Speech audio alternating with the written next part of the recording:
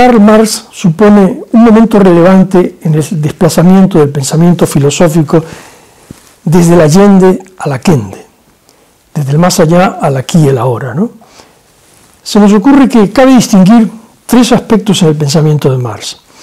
Primero, la crítica de las pruebas de la existencia de Dios. Segundo, el problema del pensamiento y de la verdad objetiva.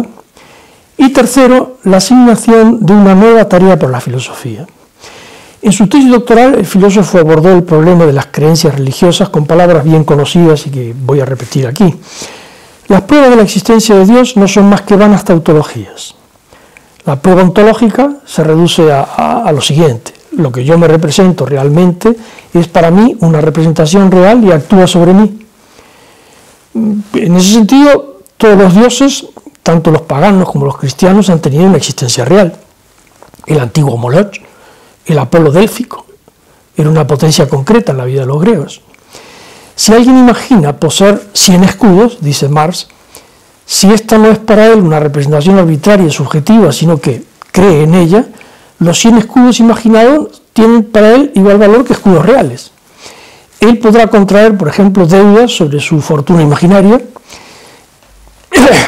Esta actuará como los dioses con los cuales ya ha contraído deudas la humanidad. Los escudos reales tienen la misma existencia que los dioses imaginados. ¿Tiene un escudo real, se pregunta, otra existencia que en la representación, aunque solo sea la representación general o más bien común de los hombres? Introduzcamos el papel moneda en un país donde no se conozca este uso del papel, dice Marx, y todo el mundo se reirá de nuestra representación subjetiva. Llevad vuestros dioses a un país en el que otras divinidades son honradas y se os demostrará que sufrís de alucinaciones y abstracciones. Hasta aquí el texto de Marx.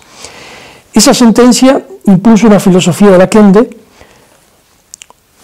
Y sobre el segundo aspecto, el problema del pensamiento y de la verdad objetiva, Karl Marx comentaría el pensamiento de Feuerbach en estos términos, que son fundamentales para la concepción que el pragmatismo tiene de la verdad, y ya veremos por qué me refiero aquí al pragmatismo.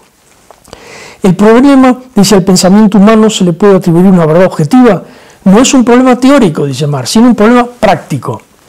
Es en la práctica donde el hombre tiene que demostrar la verdad, es decir, la realidad y el poderío, la terrenalidad de su pensamiento.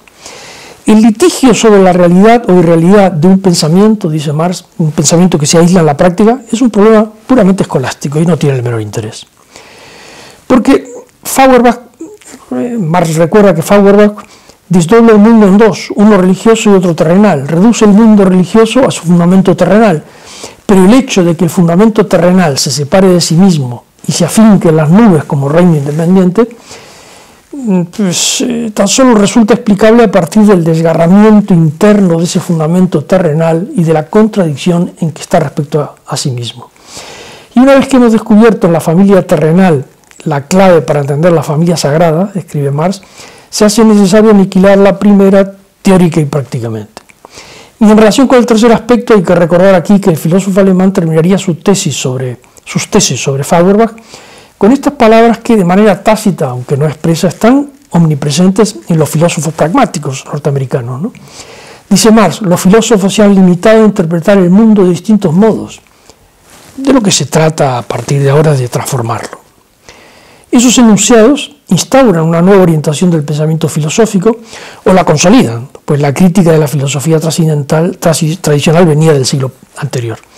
Marx critica no solo a Feuerbach, sino a cierta tendencia de la filosofía en general, esa tendencia a la abstracción vacía y la tendencia a constituir un conjunto de esas abstracciones más o menos coherentes como reino de la verdad en sí, en que el filósofo se refugia y resiste todas las acometidas de la vida y sus problemas, ¿no?